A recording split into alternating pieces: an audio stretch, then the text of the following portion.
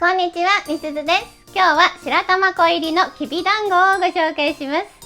雑穀のもちきびが入ることでいつものお団子も栄養価がアップ。ダイエット中のおやつに、あと小さなお子さんのおやつなどにぜひどうぞ。お砂糖なしのお団子ですが、お好みで甘くしたい方はお砂糖を加えて練ってあげてくださいね。材料はこちら。もちきびだけでお団子を作ってもいいのですが、それだとちょっときび独特の風味が強くなるので苦手な方も多く、そのため白玉粉を加えてちょっと味をマイルドにしています。また白玉粉だけだとかなりもちもちのムニュムニュした生地なので、米粉でちょっと生地をキュッとまとめています。まずもちきびはこちらですね。ちっちゃい黄色いつぶつぶの雑穀です。白米に混ぜて炊いても美味しいですよ。あと私はトウモロコシご飯の時に混ぜて炊くのが好きなので、もちきび入りトウモロコシご飯概要欄に動画のリンク貼っておきますね。もちきびは亜鉛が豊富でダイエット中の方に人気の雑穀です。食物繊維や鉄も多く、ポリフェノールの一種も含まれています。食べやすいもちもちした雑穀ですよ。炊き上がりのご飯もちょっと黄色くなります。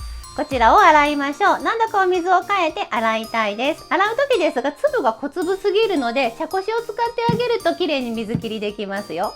こんな感じで 2,3 回水変えて洗ったら、適当に水を加えて30分ほど浸水させましょう。もちきびは粒が小さいので浸水させずにこのまますぐ炊いても OK です。はい、30分後ですね。ちょっと粒がふっくらしてきました。水気を切りましょう。先ほどと同じように茶こしを使って、茶こしってちっちゃいのでちょっと何回かに分けて水切らないといけないのでちょっと面倒なんですが、水気を切って炊くお鍋もしくは炊飯器に入れましょう。お水が 120cc ほど加えて、あと雑穀はお塩を加えて炊くと美味しいです。塩小さじ1/4ほど。蓋をして火にかけましょう。弱め中火にかけてもらって、蒸気が上がってきたらごく弱火にして8から10分ほど水分がなくなるまで炊きます。炊けたら火を止めて蓋をしたまま開けずにこのまま10分蒸らします。その間に白玉粉の準備をしましょう。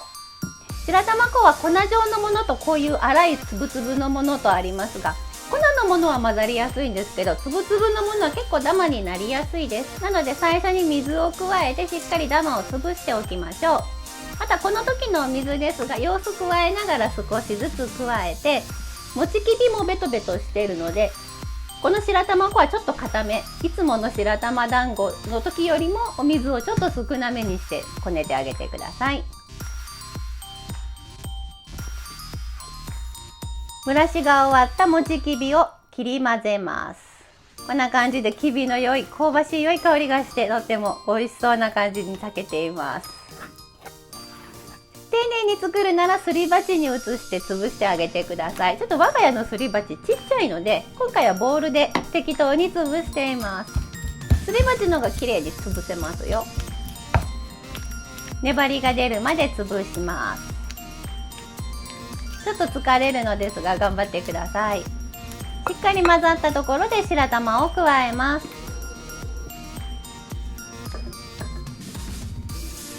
さらに混ぜ込みます。白玉粉が結構ねっとりしているので、白玉ともちきびだけだとかなりふにゃふにゃむにゃむにゃした生地になります。なのでちょっと米粉を足して生地をまとめます。白玉の白い部分がなくなるまで手でしっかりこね混ぜたら、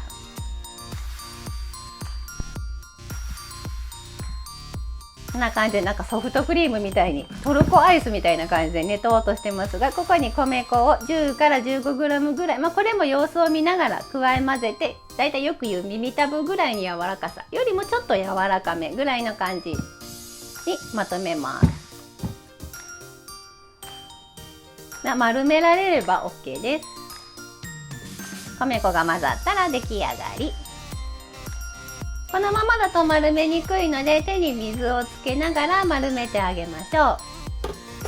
今回は串にお団子として刺したいと思っているので、そんなに大きくしてしまうと1本の串に数が刺さらなくなるので、ちょっとちっちゃめに丸めてあげてください。このサイズはお好みでどうぞ。またこう丸く団子にしてますが、丸めてからちょっと潰して円盤型にしてあげると火の通りが早くなります。これもお好みでどうぞ。では茹でていきます。たっぷりのお湯を沸かしてお湯の中に1つずつお団子を入れていきましょう。火が通ってくると浮いてくるので、浮いてから 1,2 分ぐらい茹でたら網で取り出します。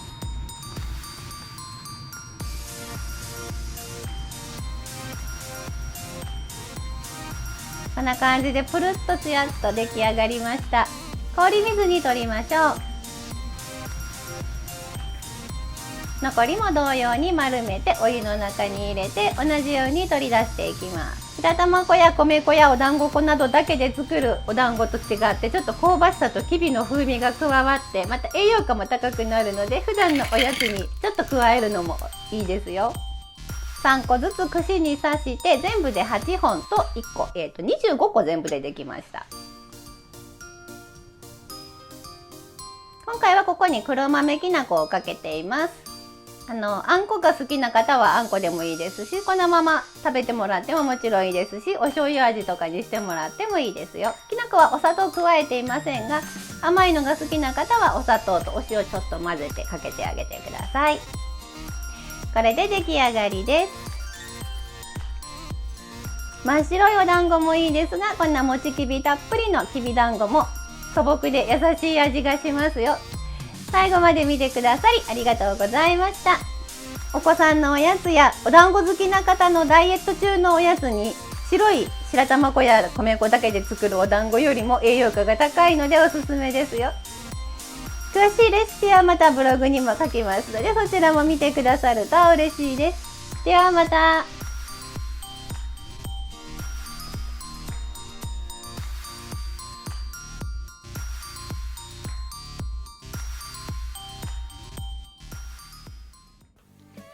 作ってみたいと思ったらぜひチャンネル登録と高評価をお願いします。このチャンネルはお砂糖みりんなしレシピを載せています。詳しいレシピはすべてブログに書いてあります。また見に来てくださると嬉しいです。Twitter、Instagram、TikTok なんかもやってます。こちらもぜひ覗いてみてね。それではまた。